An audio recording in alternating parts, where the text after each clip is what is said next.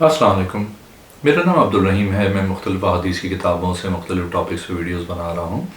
تو امام ابو یعلا موصلی کی جو مجموعہ احادیث ہیں ان سے کچھ حدیثیں ہیں۔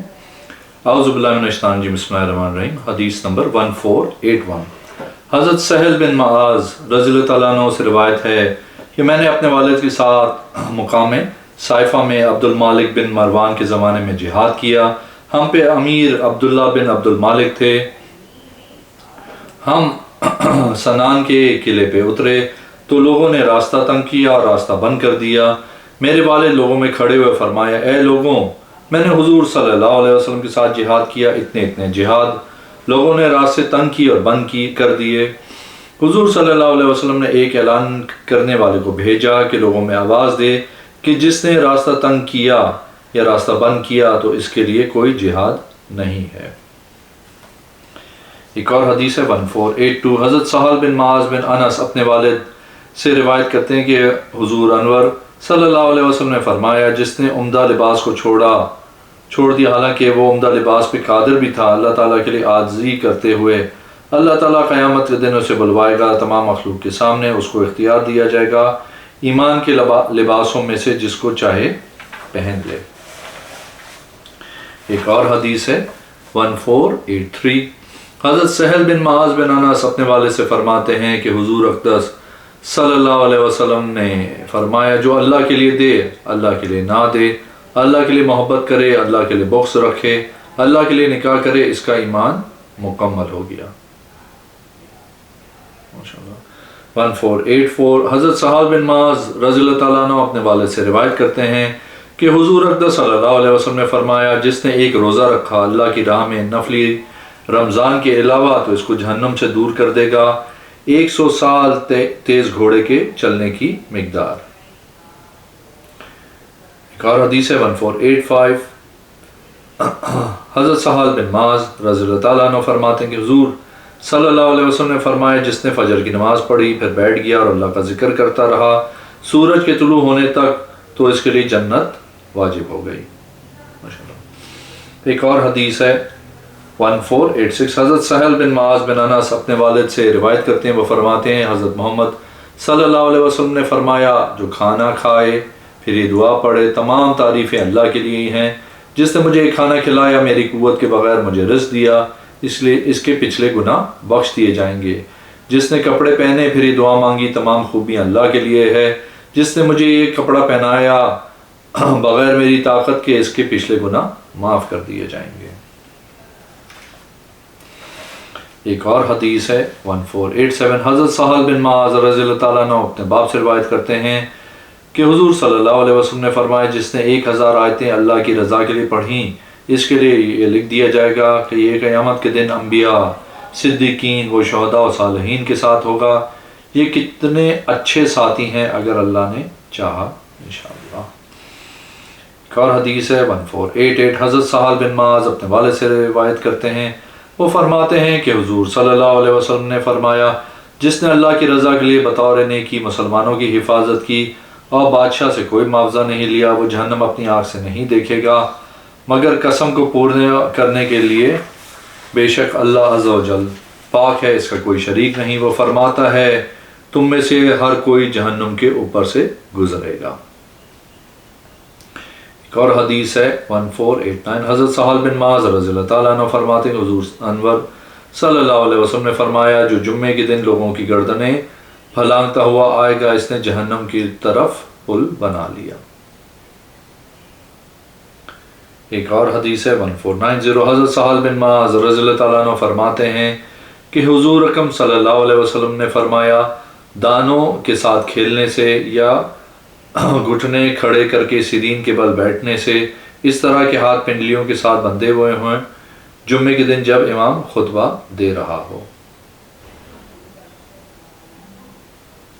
ایک اور حدیث ہے 1491، حضرت سہل بن معاذ رضی اللہ تعالیٰ عنہ اپنے والد سے روایت کرتے ہیں کہ حضور اکرم صلی اللہ علیہ وسلم نے فرمایا، جس نے قرآن پڑھا اور جو اس میں احکامات ہیں اس میں عمل بھی کیا، قیامت کے دن اس کے والدین کو تاج پہنایا جائے گا، اس کی روشنی ایسی ہوگی جیسے دنیا میں سورج کی روشنی گھروں پہ ہوتی ہے، اس سے زیادہ ہوتی اگر اس دنیا میں ہوتا تمہارا کیا خیال ہے اس بارے میں جس نے دونوں پہ عمل کیا؟ ایک اور حدیث ہے 1492، حضرت سہل بن معاذ رضی اللہ تعالیٰ عنہ اپنے والد سے روایت کرتے ہیں کہ حضور اکرم صلی اللہ علیہ وسلم نے فرمایا جو اپنے والدین کے ساتھ نیکی کرتا ہے اس کے لیے خوشخبری ہے، اللہ اس کی عمر میں اضافہ فرمائے گا۔ ایک اور حدیث ہے 1493، حضرت سہل بن معاذ اپنے والد سے روایت کرتے ہیں کہ حضور صلی اللہ علیہ وسلم نے فرمایا جس نے فجر کی نماز پڑھی پھر بیٹھا رہا سورج کے طلوع ہونے تک تو اس کے لیے جنت واجب ہو گئی۔ ایک اور حدیث ہے 1494، حضرت سہل بن معاذ رضی اللہ تعالیٰ عنہ فرماتے ہیں کہ حضور اکرم صلی اللہ علیہ وسلم نے منع فرمایا دانوں کے ساتھ کھیلنے سے جمعے کے دن جب امام خطبہ دے رہا ہو۔ ابن دورقی فرماتے ہیں کہ ابو عبد الرحمن فرماتے ہیں لوگوں میں مشہور نہیں ہے لوگ مسلسل دانوں سے کھیلتے تھے۔ ایک اور حدیث ہے 1495، حضرت سہل بن معاذ بن انس رضی اللہ تعالیٰ عنہ فرماتے ہیں کہ حضور اکرم صلی اللہ علیہ وسلم نے فرمایا جس نے غصے کو قابو کر لیا حالانکہ وہ اس کو پورے کرنے پہ قادر تھا، اللہ تعالیٰ اس کو قیامت کے دن بلوائے گا اور تمام مخلوق کے سامنے اس کو اختیار دیا جائے گا جس حور کو چاہے اختیار کر۔ ایک اور حدیث ہے 1496، حضرت سہل بن معاذ بن انس اپنے والد سے روایت کرتے ہیں وہ فرماتے ہیں حضرت محمد صلی اللہ علیہ وسلم نے فرمایا جو کھانا کھائے پھر یہ دعا پڑھے تمام تعریفیں اللہ کے لیے ہیں جس نے مجھے کھانا کھلایا میری قوت کے بغیر مجھے رزق دیا اس کے گناہ بخش دیے جائیں گے، جس نے کپڑا پہننے پہ یہ دعا کی تمام خوبیاں اللہ تعالیٰ کے لیے ہیں جس نے مجھے یہ کپڑا پہنایا بغیر میری طاقت کے اس کے پچھلے گناہ معاف کر دیے جائیں گے۔ اور حدیث ہے 1497، حضرت معاذ بن انس رضی اللہ تعالیٰ عنہ اپنے والد سے روایت کرتے ہیں کہ حضور انور صلی اللہ علیہ وسلم نے فرمایا جس نے عمدہ لباس کو چھوڑا حالانکہ وہ عمدہ لباس پہ قادر بھی تھا اللہ تعالیٰ کے لیے عاجزی کرتے ہوئے اللہ تعالیٰ قیامت کے دن اسے بلوائے گا تمام مخلوق کے سامنے اس کو اختیار دیا جائے گا ایمان کے لباس میں سے جس کو چاہے پہن لے۔ ایک اور حدیث ہے 1498، حضرت انس جہنی اپنے والد سے روایت فرماتے ہیں وہ فرماتے ہیں رسول اللہ صلی اللہ علیہ وسلم نے ارشاد فرمایا جس نے اللہ کی رضا کے لیے دیا اور اللہ کی رضا کے لیے منع کیا اور اللہ کی رضا کے لیے پیار کیا اور اللہ کی رضا کے لیے بغض رکھا اور اللہ کی رضا کے لیے نکاح کیا بس تحقیق اس کا ایمان مکمل ہو گیا۔ ایک اور حدیث ہے 1499، حضرت عبد الرحمن بن طرفہ بن عرفہ بن اسد بن منکر رضی اللہ تعالیٰ عنہ فرماتے ہیں یہ سارے بنی سعد کے خالو تھے، فرماتے ہیں ارجفا کے دادا کی ناک پہ زمانے جاہلیت میں کلب کے دن چوٹ لگی، انہوں نے چاندی کی ناک بنا لی، اس سے بدبو پھیل گئی تو اس بات کا ذکر حضور اکرم صلی اللہ علیہ وسلم کے پاس سامنے کیا گیا، آپ صلی اللہ علیہ وسلم نے حکم دیا کہ وہ سونے کی ناک بنوا لے۔ عبد الرحمن کا خیال تھا انہوں نے اپنے دادا کی ناک دیکھی تھی۔ اور حدیث ہے 1500، ہمیں حضرت عبد الرحمن بن طرفہ بن ارجا نے حدیث بیان کی، انہوں نے خیال ہے کہ انہوں نے ارفجا کے دادا کو دیکھا، فرماتے ہیں کلب کے دن ارفجا کی ناک پہ چوٹ لگی، بس اس نے چاندی کی ناک بنوائی تو اس سے بدبو پھیل گئی،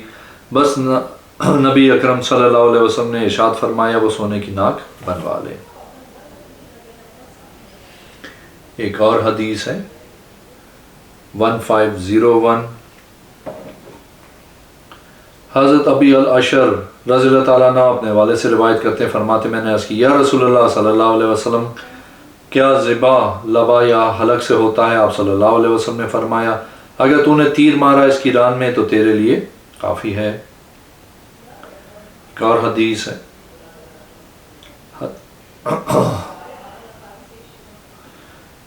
حضرت حوصرہ نے بھی یہ زیادہ کیا، بس رسول اللہ صلی اللہ علیہ وسلم نے ارشاد فرمایا اللہ کی قسم جس کے ہاتھ میں میری جان ہے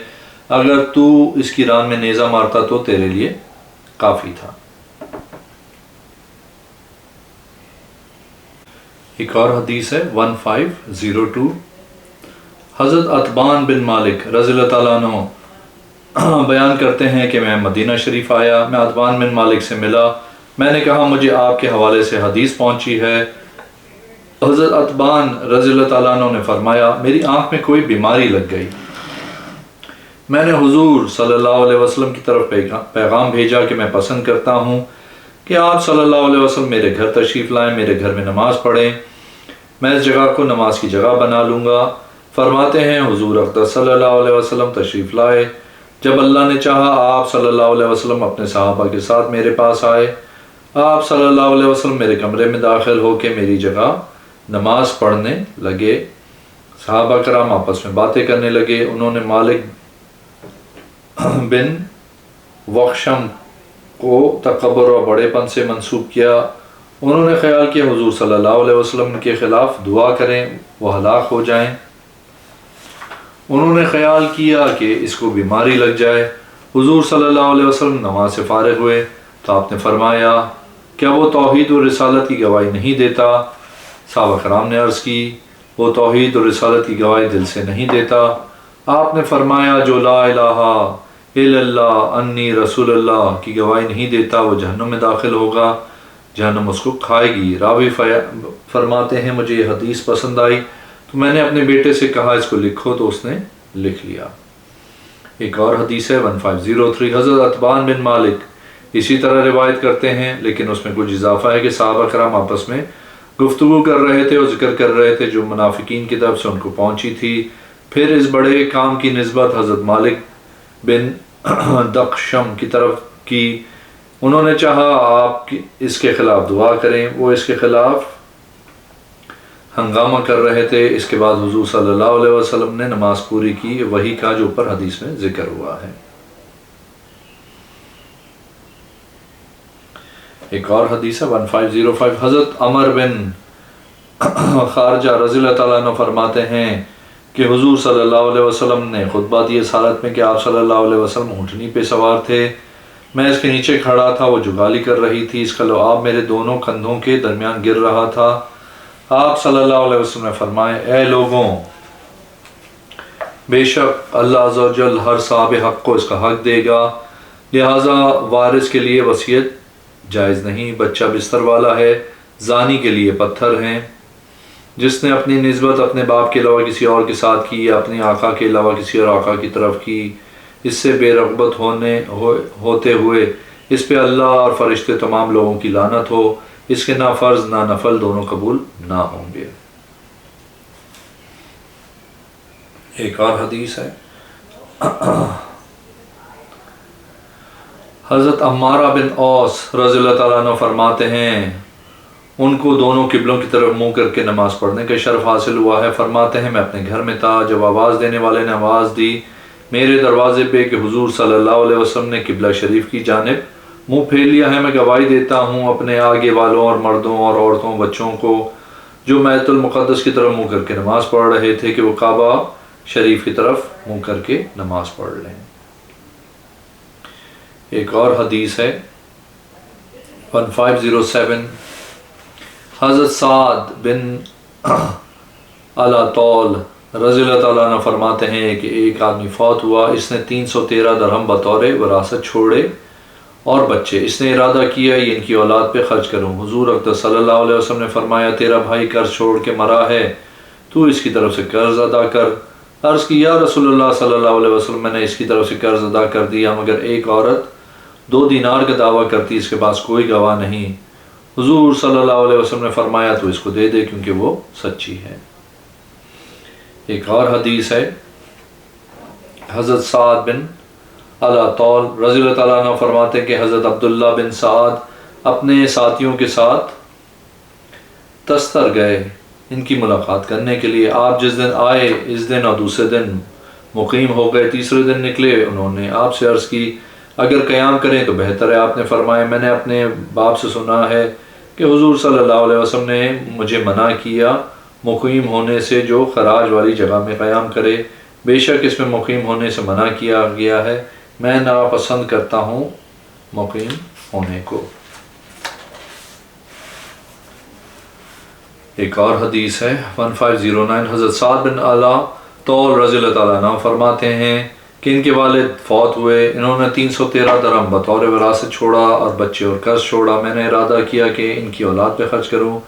حضور اقدس صلی اللہ علیہ وسلم نے فرمایا تیرا باپ قرض کی وجہ سے روک لیا گیا،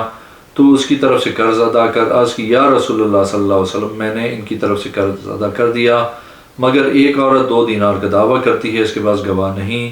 حضور صلی اللہ علیہ وسلم نے فرمایا تو اس کو دے دے کیونکہ وہ سچی ہے، میں نے اس کو دے دیا۔ اگر آپ نے میرے چینل کو اب تک سبسکرائب نہیں کیا تو پلیز کیجیے، اس ویڈیو کو لائک کیجیے، اگلی میں انشاءاللہ حاضر ہوں گا۔ اللہ حافظ۔